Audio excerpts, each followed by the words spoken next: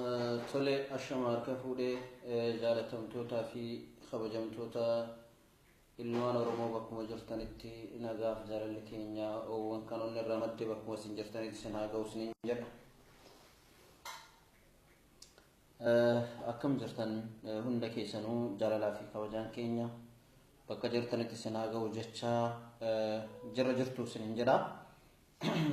Oo jiraatan yaadawwan gabaabaa isaa tokko waa'ee dhimma ilmaan Oromootii fi akkasuma ministeerotii haarawaa yookaan mootummaan Itoophiyaa yeroo kanatti qaadimee harkaa qabu irratti yaaddoon gaggabaabaa murtaa'aa ta'e yeroo kanatti Oromiyaadhaaf barbaachisa irratti waliin akka mari'annu isin bira dhufee isiniin jechuun barbaada. Yaada koosi wajjin mari'achuudhaaf haala qabsoon Oromoo yeroo kanallee irra jirtullee waliin irratti mari'achuudhaaf akkasuma waan ammatti ilmaan Oromoo barbaachisullee waliin irratti mari'achuudhaaf kan dhufne isiniin jechuun barbaada. Warra dhuftan hunda keessanuu baga nagaan dhuftan isiniin jechuun barbaada. Torbaan dabree kaleessa natti fakkaata viidiyoo tokko waraabbitiin ture yookaan laayifii yaada tokko kenneetiin ture yaada waa'ee jaarmaa laalchiseetii jechuudha tuqeetiin ture jechuudha taansee ardhammoo waan gizee kanatti ilmaan Oromoo barbaachisu irratti yaada dheeraa waliin gabaabaaf dheeraa hedduutti kan argamu akka waliin mari'annu isiniin jechuun barbaada. Tibba tana mootummaan Itoophiyaa labsii yeroo muddamaa qabaas irratti uummata akka ittiin milkoofne jechuudha. Waan takka ittiin milkoofne jechuudha.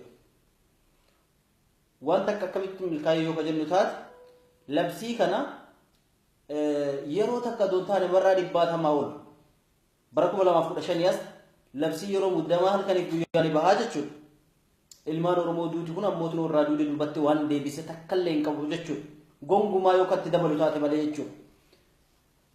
Warroonni dhala ilma namaatiif dubbatan baay'inni isaanii jechuudha. Waa'ee kanarratti yaaddoowwan gurguddaa mootummaa Itoophiyaatiif dhaamanii turan hin dandeenye jechuudha waan kanallee. Qeerroon ta'e namootinoo kallattii ittiin qabsooftu san karaa addaatiin jijjiirattee tarkaanfii fudhachaa jirti jechuudha. Kun kan mootummaan Itoophiyaa sakaalu yoo taate malee kabbitti neesoo taate malee kan mootummaa Itoophiyaa aangoo irratti tichuu miti jechuudha. Kaabinee jijjiiruun warroota duraan aangoo irra turan gajjigsuun warroota haala nama ajjeesuu danda'an garaa jabeeyyii gadi fiduun duguggaa sanyii ilmaan Oromoo irratti guyyaarraa guyyatti dabaluun ilmaan Oromoo kan duuba deebisuu miti isiniin jechuun barbaada.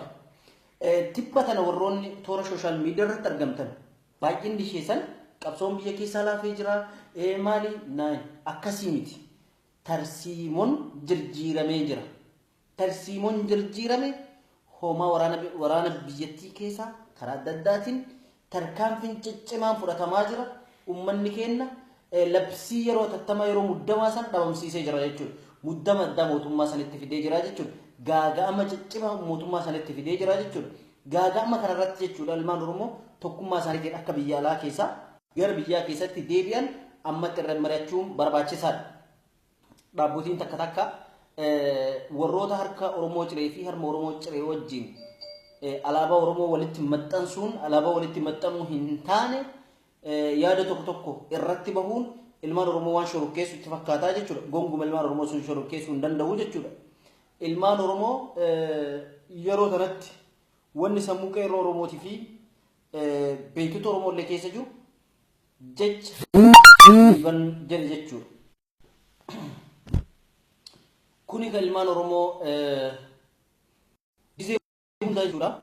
Kan ilmaan Oromoo gaagoo wazoo hin taane jechoonni akkasii sun kan ilmaan Oromoo jignoomsuu jechuudha. Kan irratti dubbatame jechuudha. Namoonni baay'een akkamitti Itoophiyaa irraa jettee Oromiyaan maali dhimma akkasii sun dhimma ilmaan Oromooti miti. Isiniin jechuun barbaada.